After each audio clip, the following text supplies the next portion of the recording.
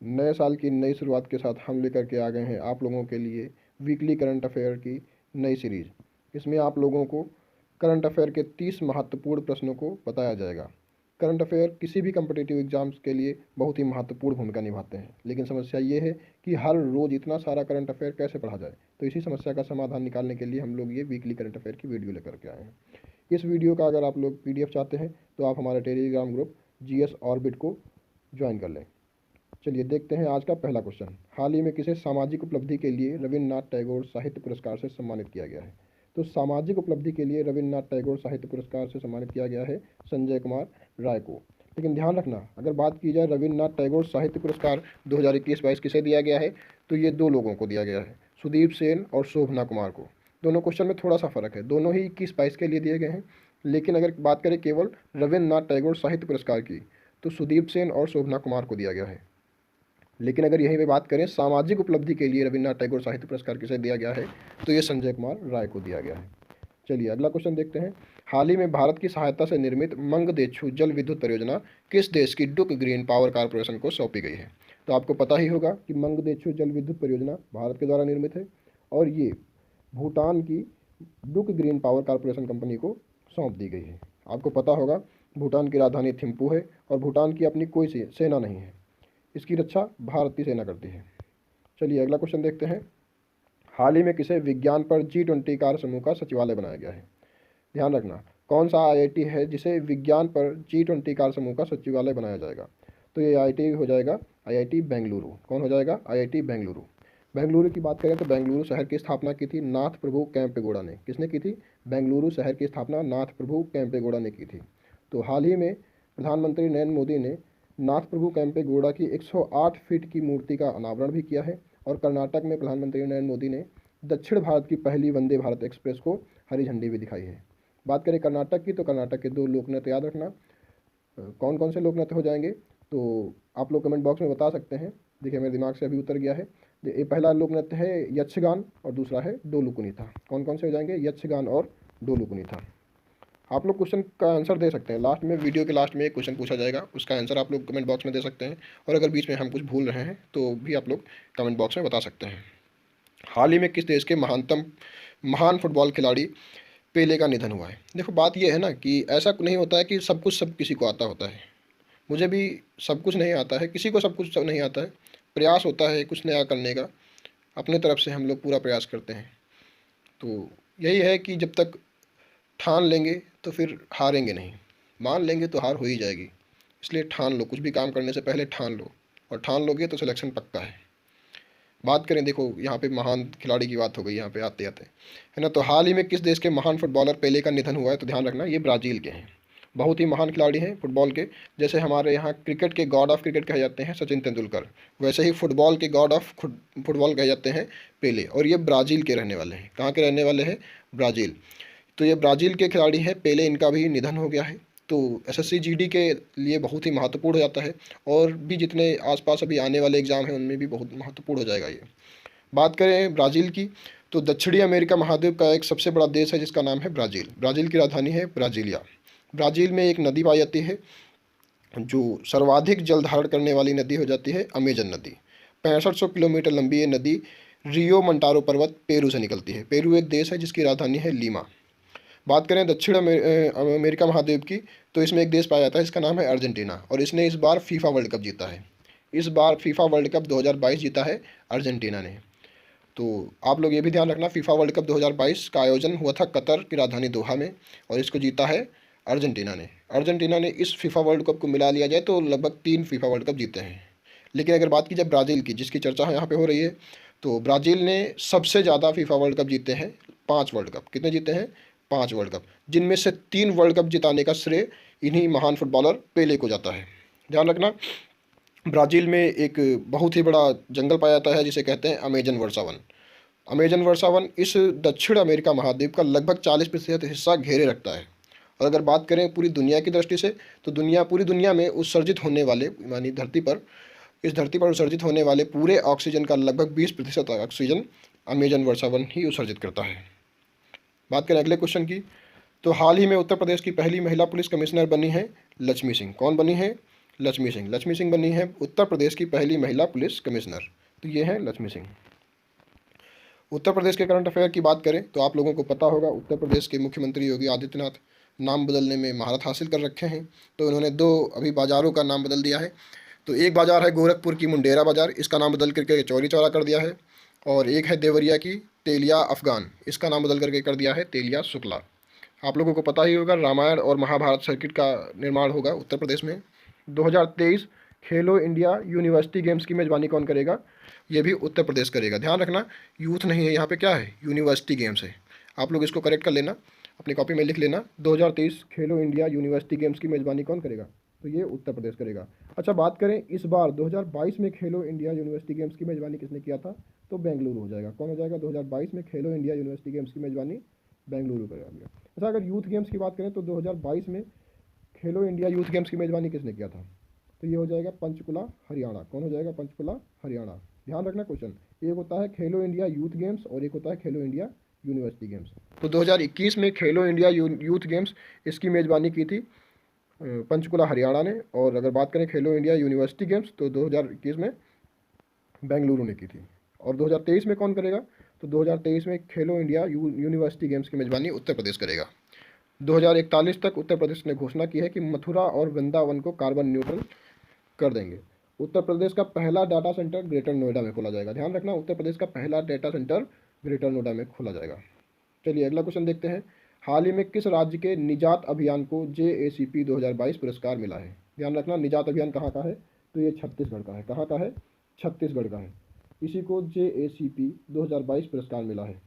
बात करें छत्तीसगढ़ के करंट अफेयर की तो अनुसूचित क्षेत्रों में पंचायत अधिकारों के विस्तार को लागू करने वाला राज्य कौन सा हो जाएगा?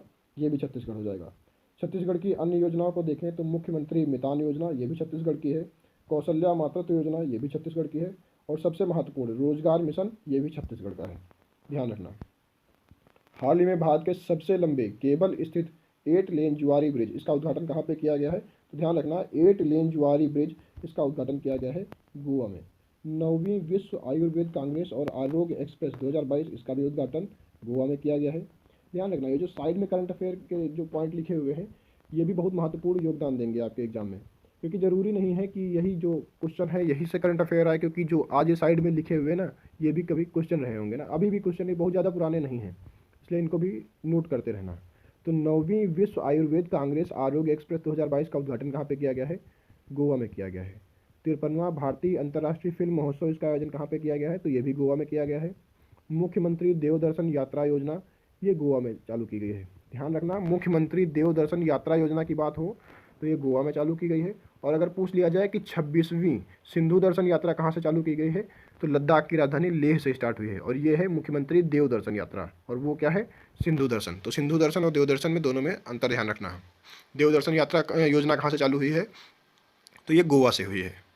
अब बात करें अंतर्राष्ट्रीय लुसोफोन महोत्सव, इसका आयोजन भी गोवा में किया गया है। और 37वें राष्ट्रीय खेलों का आयोजन भी गोवा में किया गया है।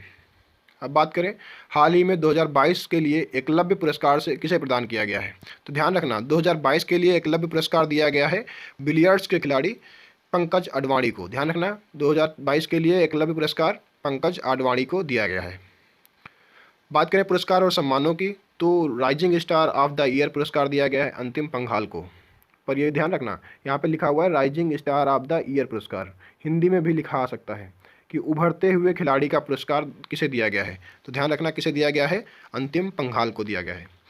बात करें अगला तो para sports person of the year पुरस्कार किसे दिया गया है? ये दिया गया है अवनी लेखरा को। Para sports person of the year पुरस्कार अवनी लेखरा। गांधी मंडेला पुरस्कार दलाई लामा को दिया गया है। कुलदीप नैयर पत्रकारिता सम्मान 2 लोगों को दिया गया है, अजीत अंजुम और आरफा खानम को। कुलदीप नैयर पत्रकारिता सम्मान।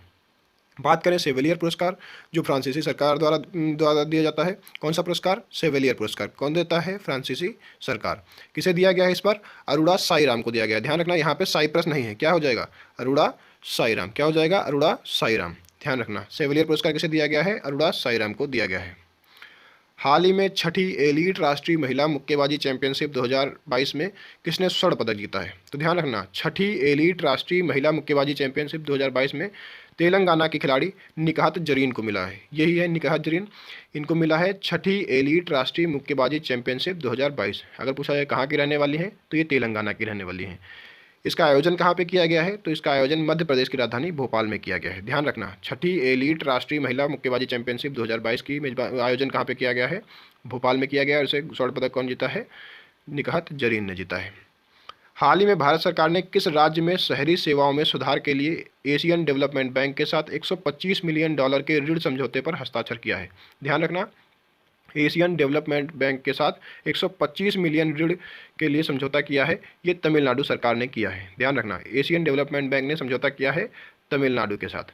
तमिलनाडु का अगर अलग से करंट अफेयर देखें तो नीलगिरी तहर के संरक्षण के लिए परियोजना चालू की है, तो ये भी तमिलनाडु ने चालू की है। किसने चालू की है, तमिलनाडु ने। नीलगिरी तहर के संरक्षण के लिए परियोजना कौन चालू किया है, तो तमिलनाडु। फ्रेंड्स ऑफ लाइब्रेरी योजना, ये उन बच्चों के लिए है जो बच्चे पुस्तकें नहीं खरीद सकते हैं, गरीब हैं, उनको फ्री में पुस्तकें उपलब्ध कराई जाएंगी। तो इस योजना का नाम है फ्रेंड्स ऑफ लाइब्रेरी योजना, और ये भी तमिलनाडु से चालू हुई है। बात करें एशियन डेवलपमेंट बैंक की, तो इसका मुख्यालय हो जाएगा फिलीपींस की राजधानी मनीला में। ध्यान रखना, एशियन डेवलपमेंट बैंक की मुख्यालय कहाँ पे हो जाएगा, फिलीपींस की राजधानी मनीला में हो जाएगा।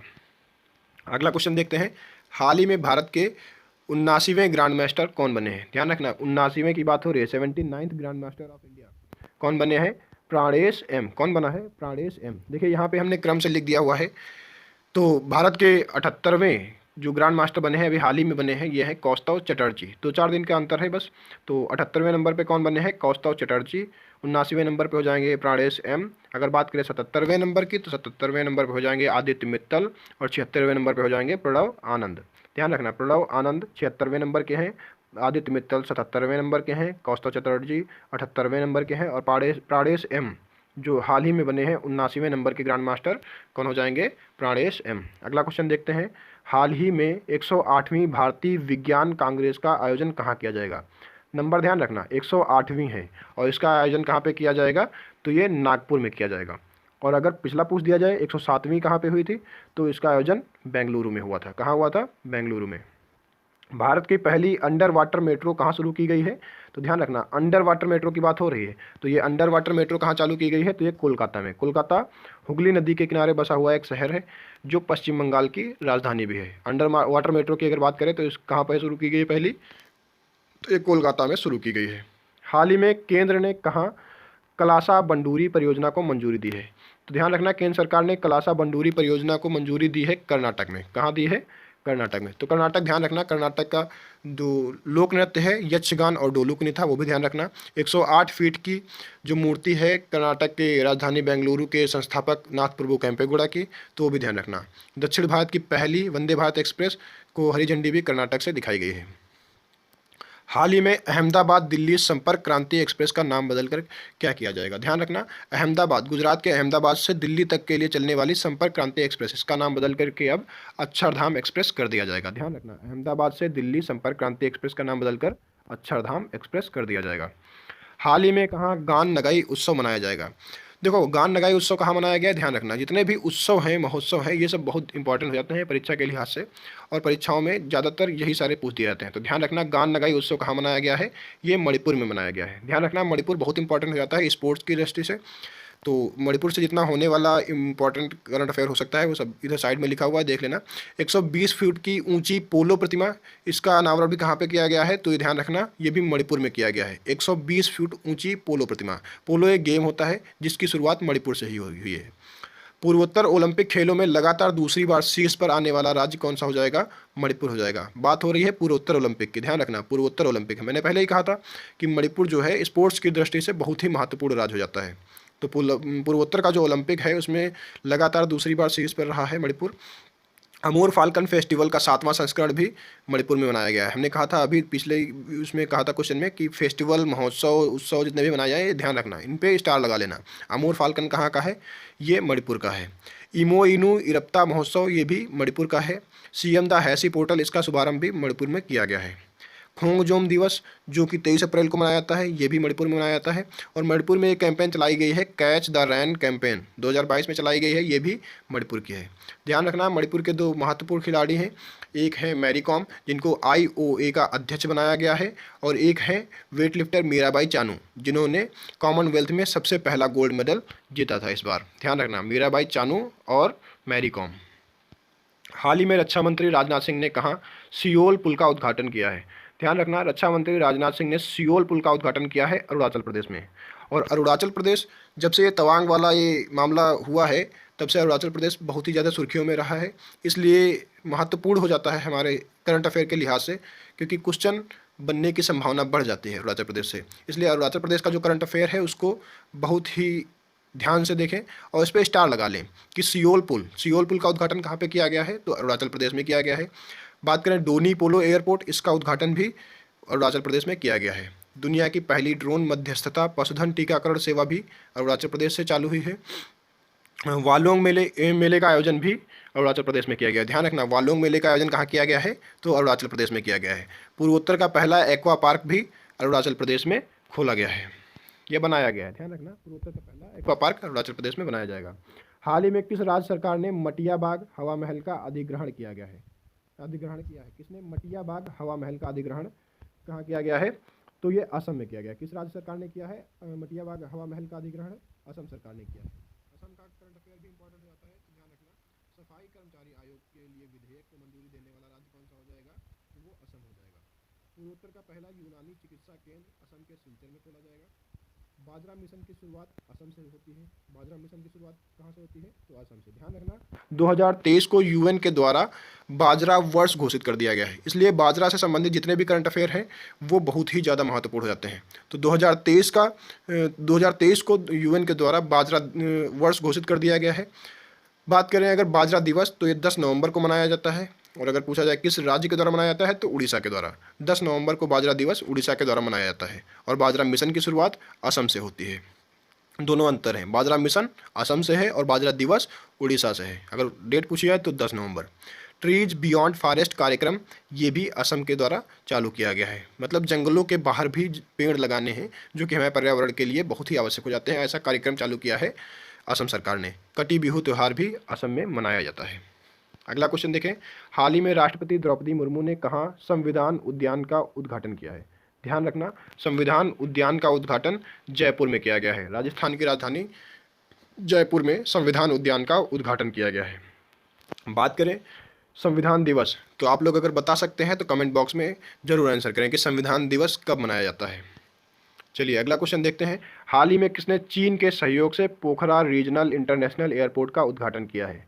पोखरा रीजनल इंटरनेशनल एयरपोर्ट चीन के सहयोग से कहाँ पे बना है? नेपाल में। कौन सा? पोखरा रीजनल इंटरनेशनल एयरपोर्ट। ध्यान रखना, नेपाल सुर्खियों में रहा है क्योंकि अभी नेपाल में चुनाव हुए हैं और इसमें सत्ता परिवर्तन हुआ है। तो ध्यान रखना, पोखरा रीजनल इंटरनेशनल एयरपोर्ट, इसका उद्घाटन चीन के सहयोग से नेपाल में किया गया है। नेपाल की बात करें तो नेपाल संयुक्त राष्ट्र के द्वारा शांति निर्माण आयोग का सदस्य बना है। नेपाल चुनाव के लिए अंतर्राष्ट्रीय पर्यवेक्षक हमारे देश के मुख्य चुनाव आयुक्त राजीव कुमार बने थे। नेपाल क्रिकेट टीम के मुख्य कोच भारतीय खिलाड़ी मनोज प्रभाकर बने हैं। भारत और नेपाल के बीच में भारत गौरव पर्यटन ट्रेन को हरी झंडी दिखाई गई है। बात करें नेपाल की, तो दुनिया की सबसे ऊंची चोटी माउंट एवरेस्ट नेपाल में है, जिसे नेपाल में सागर माता के नाम से जानते हैं। अगला क्वेश्चन है, हाल ही में PM मोदी वाराणसी से कहाँ तक दुनिया के सबसे लंबे क्रूज गंगा विलास को लॉन्च करेंगे? नाम ध्यान रखना, गंगा विलास, दुनिया का सबसे लंबा क्रूज। कौन सा? गंगा विलास। इसे कहाँ से PM मोदी ने लॉन्च किया है? ये लॉन्च किया है डिब्रूगढ़ से। ध्यान रखना, वाराणसी से जाएगा डिब्रूगढ़ तक। ठीक है, कौन सा? गंगा विलास। अगला क्वेश्चन है, हाल ही में किस राज्य में वॉल ऑफ पीयूष म्यूरल बनी है? ध्यान रखना, क्वेश्चन क्या है? हाल ही में किस राज्य में वॉल ऑफ पीयूष म्यूरल बनी है?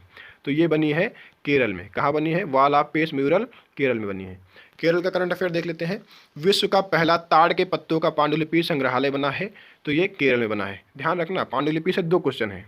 एक है पांडुलिपि संग्रहालय, वो बना है गोवा में, नहीं सॉरी, वो गुजरात में बना है। पांडुलिपि संग्रहालय गुजरात में बना है। और अगर बात किया ताड़ के पत्तों का पहला पांडुलिपि संग्रहालय, तो ये विश्व का पहला ऐसा है जो केरल में बना है। भारतीय पुस्तकालय कांग्रेस का उद्घाटन कहाँ पे किया गया है? तो ये भी केरल में किया गया है। ध्यान रखना, भारतीय पुस्तकालय कांग्रेस का उद्घाटन केरल में किया गया है। ठीक है, ध्यान रखना। अगला देखें, केरल कला मंडल के कुलपति मल्लिका साराभाई को नियुक्त किया गया है। रेस्पॉन्सिबल टूरिज्म ग्लोबल अवार्ड ये भी केरल ने जीता है। और सर्वश्रेष्ठ सार्वजनिक परिवहन सेवाओं के लिए केंद्र सरकार का पुरस्कार ये भी केरल ने जीता है। नीचे वाले दोनों ध्यान रखना, रिस्पॉन्सिबल टूरिज्म ग्लोबल अवार्ड ये केरल ने जीता है और सर्वश्रेष्ठ सार्वजनिक परिवहन सेवाओं के लिए केंद्र सरकार का पुरस्कार भी केरल सरकार ने जीता है। हाल ही में किस राज्य के मुख्यमंत्री ने दीदीर सुरक्षा कवच अभियान शुरू किया है? ध्यान रखना, दीदीर सुरक्षा कवच अभियान तो ये शुरू किया है पश्चिम बंगाल ने। किसने शुरू किया है? पश्चिम बंगाल। पश्चिम बंगाल की राजधानी है कोलकाता, जो कि हुगली नदी के किनारे स्थित है। हाल ही में जल पर पहला अखिल भारतीय वार्षिक राज्य मंत्रियों का सम्मेलन, ध्यान रखना, जल पर, किस पर? जल पर पहला है ये भारत का। तो अखिल भारतीय वार्षिक राज्य मंत्रियों का सम्मेलन, इसका आयोजन कहाँ पे किया गया है? तो ध्यान रखना, इसका आयोजन भोपाल में किया गया है। मध्य प्रदेश की राजधानी भोपाल में जल पर पहला अखिल भारतीय वार्षिक राज्य मंत्रियों का सम्मेलन आयोजित हुआ है। अगला क्वेश्चन देखें, हाल ही में किसके द्वारा लिखित पुस्तक ह्यूमन एनाटॉमी का विमोचन हुआ है? पुस्तकें परीक्षा के लिहाज से बहुत इंपॉर्टेंट हो जाती हैं, तो ध्यान रखना, ह्यूमन एनाटॉमी पुस्तक है A.K. द्विवेदी की। किसकी है? A.K. द्विवेदी की।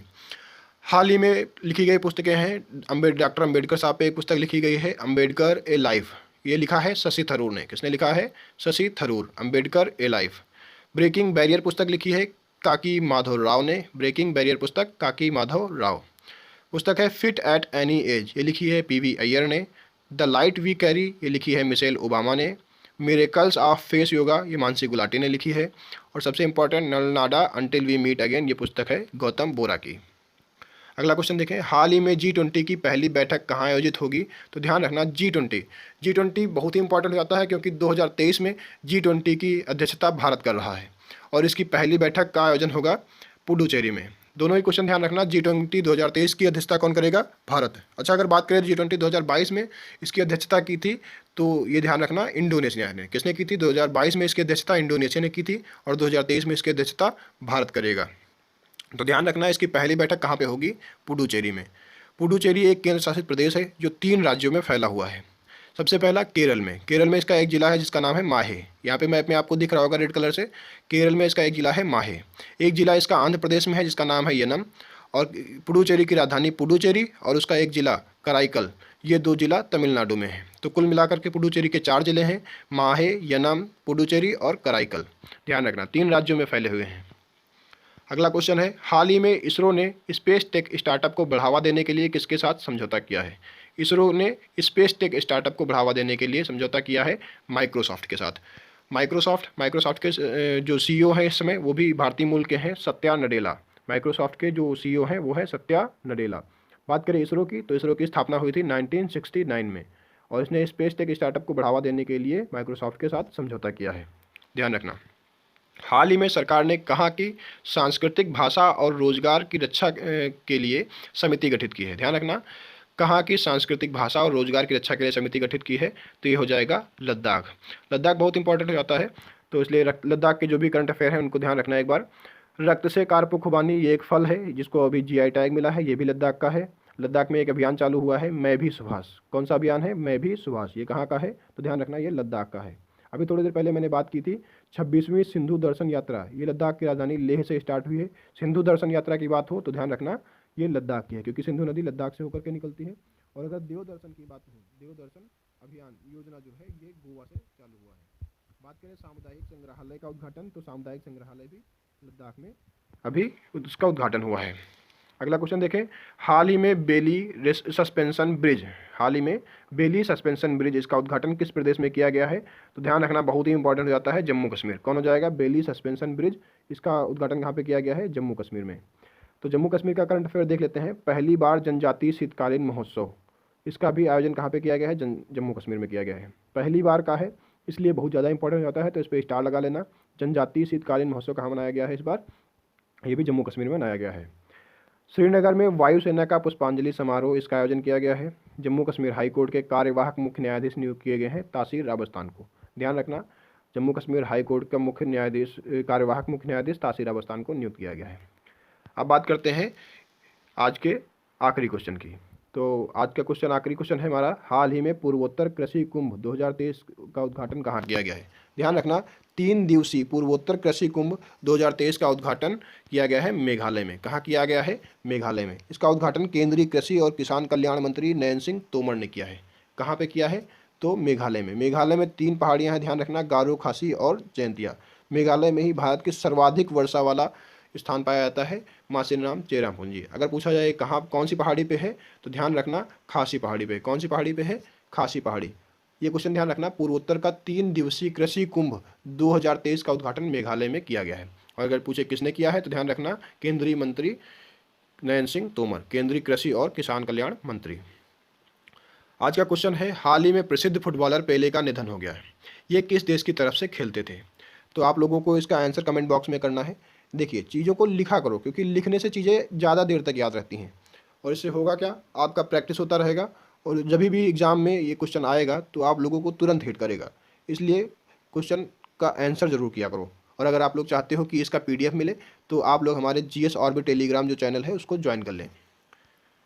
तो आज की वीडियो यहीं तक। जय हिंद। और हाँ सुनो, क्वेश्चन का आंसर भले ही मत करना, पर कम से कम राष्ट्र के सम्मान में जय हिंद जरूर लिख देना, ठीक है।